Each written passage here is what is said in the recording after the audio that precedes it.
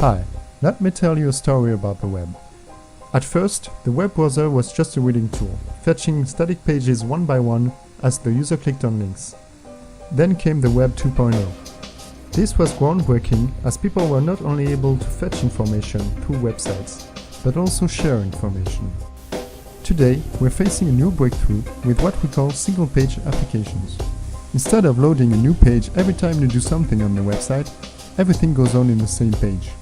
This allows the web page to become way more than just a page. It can now contain fully featured applications with great-looking and modern interfaces. However, several problems tend to appear for web developers.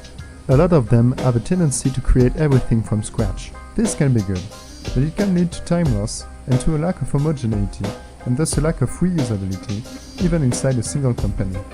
The backend is usually pretty well structured, but that's not the case of the frontend part. A lot of tools exist, but it can be a real pain to organize everything in a consistent way.